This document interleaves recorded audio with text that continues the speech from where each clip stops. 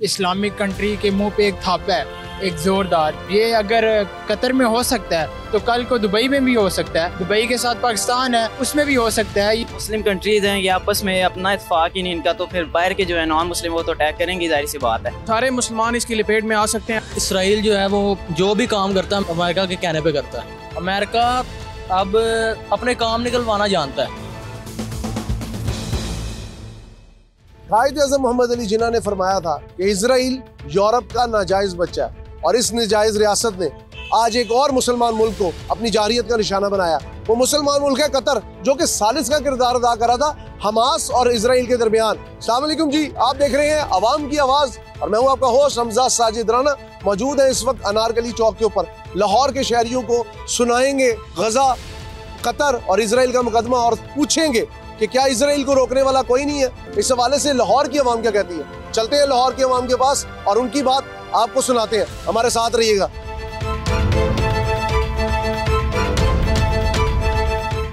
जी viewers, आपको पता है जिस तरह के फलस्तीन के बाद, हमास के बाद, अगर आप देखें जितनी भी क़यादत थी, इस सब को निशाना बनाया इजराइल ने। लेकिन इजराइल ने जो इस वक्त सबसे घिनौना इकदाम किया वो ये किया कि कतर के अंदर, दोहा के अंदर जो सालसी मुज़ाकरात हो रहे थे और कतर बतौर सालिस किरदार अदा कर रहा था, वहां पे बम्बारमेंट की है और एक खुली जारियत का इर्तिकाब किया। मेरे साथ एक बंच ऑफ स्टूडेंट्स हैं जो कि लाहौर के एक बड़े मशहूर इदारे के। आपको पता है यंगस्टर की जो आवाज होती है वो बहुत दूर तक जाती है। इनसे बात करते हैं। अस्सलाम वालेकुम। वालेकुम सलाम। क्या नाम है आपका? शहरियार।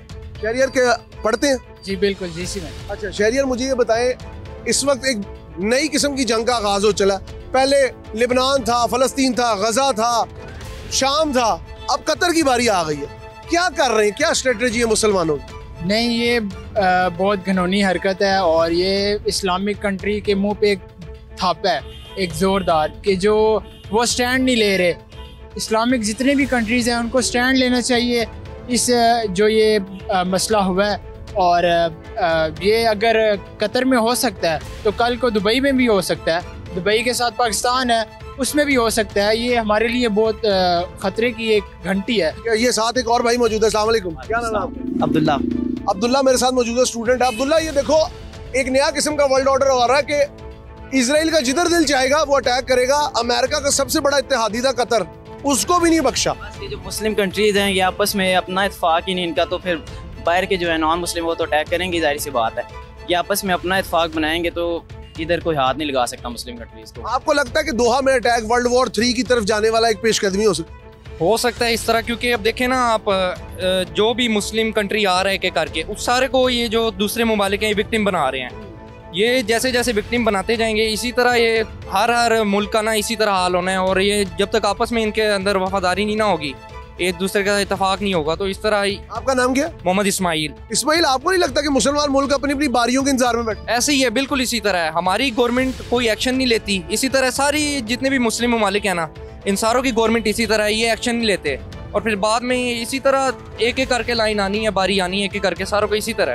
क्या नाम है आपका? मोहम्मद उस्मान। उस्मान, मुझे ये बताओ, स्टूडेंट हो, ऑब्वियसली इंटरनेशनल रिलेशंस को देखते हो, आजकल सोशल मीडिया पे सब कुछ है। कतर में लड़ाई पहुंच गई और कतर ने कहा जी हमने आगे मुज़ाकरात नहीं करने। हमास वालों ने कहा जी हमारे आपने ऊपर अटैक किया है, उन्होंने भी मुज़ाकरात से इनकार कर दिया। अगर ये डेडलॉक बरकरार रहा तो गजा तो पहले ही मकतल का है, क्या कोई और मुसलमान भी इसकी लपेट में आ सकता है? बिल्कुल, सारे मुसलमान इसकी लपेट में आ सकते हैं। अगर कोई भी मुल्क, जो मुसलमान मुल्क हैं, अभी 58 मुस्लिम ममालिक हैं, अगर हम इस पे कोई मतलब कि उनके खिलाफ नहीं लेंगे एक्शन तो वो आहिस्ता आहिस्ता सारे मुसलमानों को निशाना बना रहे हैं। उनका मकसद ये है कि मुसलमानों को हम नीचे लगाएं और वो ऑलरेडी मतलब गजा को जिस तरह वो तबाह कर चुके हैं, इसी अभी वो दोहा, हमास, उनके साथ मुज़ाकरात अगर नहीं करेंगे तो वो आगे भी मतलब चलेंगे मुसलमानों की तरफ ही। हमारा बस ये होना चाहिए कि जो मुस्लिम ममालिक है ना वो इकट्ठे हो जाएं और इकट्ठे होकर इनका मुकाबला करें। अगर मुकाबला नहीं होगा तो हम गिरेंगे। मुसलमान। क्या नाम है आपका? शाहबख्त। नाम बड़ा आपका ईरानी स्टाइल का है। ईरान ने तो बड़ा हैवी रिप्लाई दिया था इजराइल को, लेकिन आपको क्या लगता है जो नेतन्याहू है इजराइल का प्राइम मिनिस्टर, वो जिस तरह एक बदमस्त हाथी होता है, जब दिल चाहता है इधर अटैक कर दो, मतलब कोई इंटरनेशनल लॉ नहीं है, कोई पॉलिसीज नहीं है, कोई यूएनओ नहीं है, कोई ओआईसी नहीं है, क्या समझते हैं एज अ यंगस्टर? मैं समझता हूँ कि इसराइल जो है वो जो भी काम करता है अमेरिका के कहने पे करता है। अच्छा, मतलब इसराइल का खुद नहीं है, मतलब हमने ये करना है, ये अमेरिका ने जो कहना है, जो सदर ने कहना है उस डोनाल्ड ट्रम्प ने, उसने वही करना।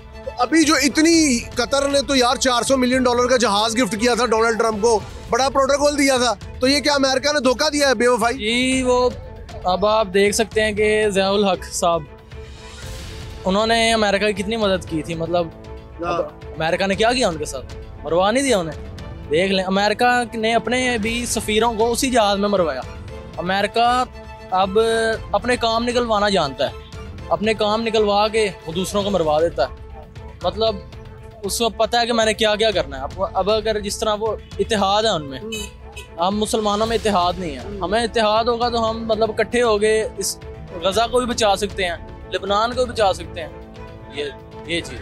अच्छा, आप लोगों के साथ यार बात हो रही थी, आप लोगों से सिर्फ मैं ये जानना चाहूँगा, स्टूडेंट्स हो ऑब्वियसली रोजाना सोशल मीडिया यूज़ करते हैं। अभी शाह बख्त ने कहा कि जी अमेरिका को काम निकलवाने आते हैं, ठीक है, और इसराइल कोई भी चीज़ अमेरिका की मर्जी के बगैर नहीं करता।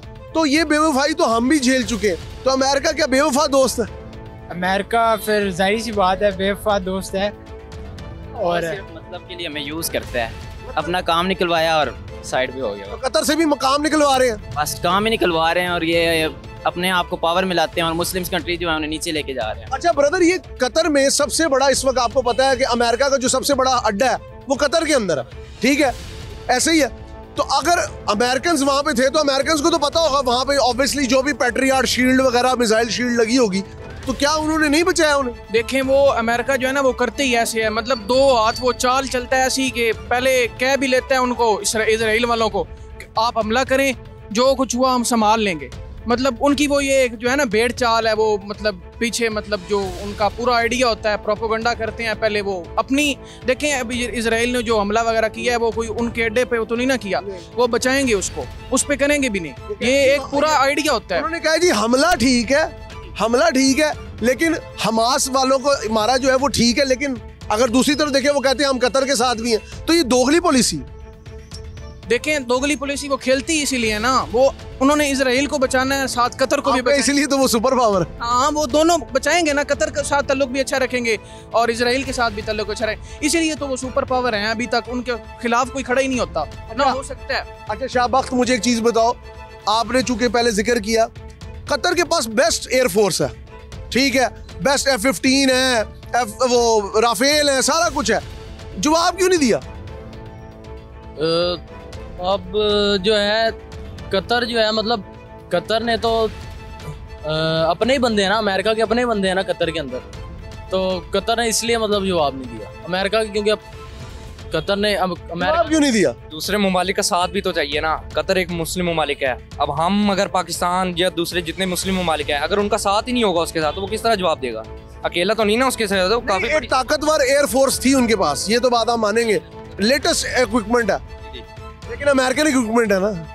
हाँ जी, वो इसीलिए चलती ही नहीं है ना। अमेरिका का जब तक हुक्म नहीं होगा ना, वो हमले ही नहीं करेंगे, क्योंकि अमेरिका, आपको बताया, अमेरिका दोनों साइडों पे अपनी बना के रखता है। उनके तो हथियार उनके हुक्म के बगैर चल ही नहीं सकते। हाँ, नहीं चल सकते। अमेरिका के अड्डे बन सकते हैं, अगर उनके अड्डे कतर में बन सकते हैं तो फिर इसके पीछे बहुत बड़ी रीजन होगी, गवर्नमेंट का भी हाथ होगा, और ये ऐसा हो ही नहीं सकता कि कोई उनकी इजाजत ली होगी कतर में से किसी भी गवर्नमेंट की या इदारे की कि दूसरा आके अपने मुल्क में। कुछ जगहों पे ये कह रहे हैं कि कतर की गवर्नमेंट को पता था, तो जाहिर सी बात है, पता था, उनको पता था बिल्कुल। पहले उन्होंने बता दिया था अमेरिका ने उसको। तो फेस सेविंग हो रही है। हाँ, फेस सेविंग ये सिर्फ लोगों को बताने के लिए है कि जी हम। तो ये तो मुसलमान, आपका नाम क्या सर? मेरा नाम सखावतुल्लाह है। सखावत साहब, ये तो फिर मुसलमान मुल्कों की बारियां लग गई। मुसलमान की बिल्कुल बारी लग गई, और ये अमेरिका और इसराइल ये दोनों की मिली भगत है। अच्छा। और जो जो मुल्क उनकी छाए के नीचे हैं वो उनका साथ देंगे। सऊदी अरब कितना बड़ा मुल्क है, ठीक है कि नहीं, इस्लामिक कंट्री में सबसे ज़्यादा वो माना जाता है, लेकिन सऊदी अरब सिर्फ क्या जी, वो टेलीफोन पर ये मजम्मत कर दी, ये नहीं कि 2 तैयारे भेज के जवाब दे देते,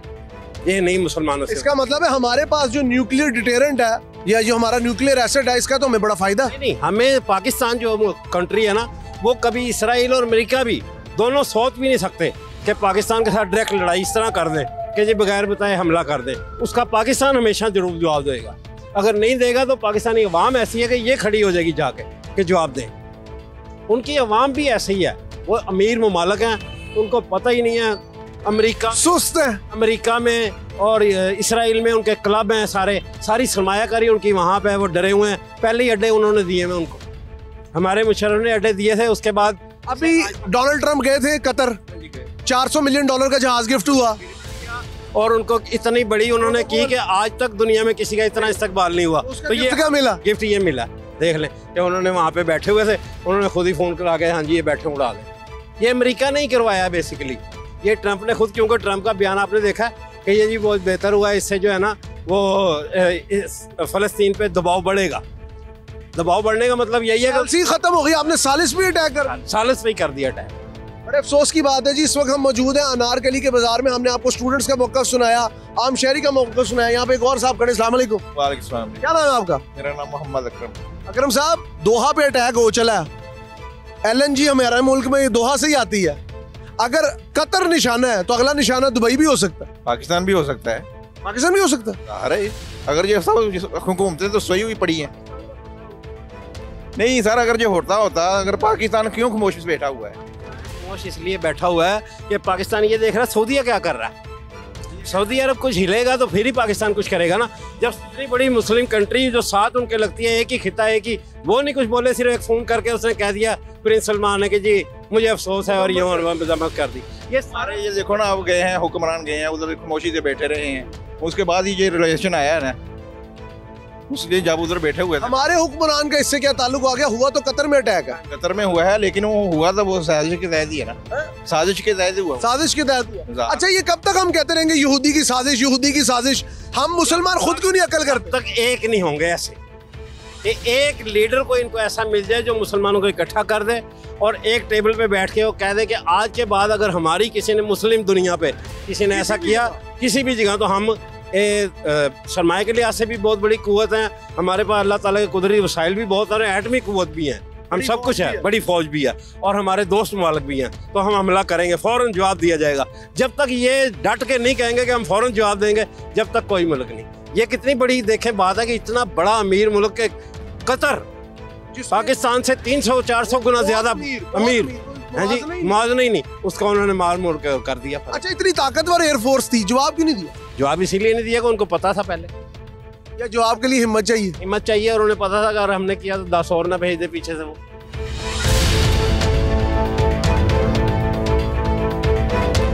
जी व्यूअर्स, आपने एक बुजुर्ग का मौक़िफ़ सुना, हमारे साथ स्टूडेंट्स भी मौजूद थे, सिविल सोसाइटी के लोग भी मौजूद थे।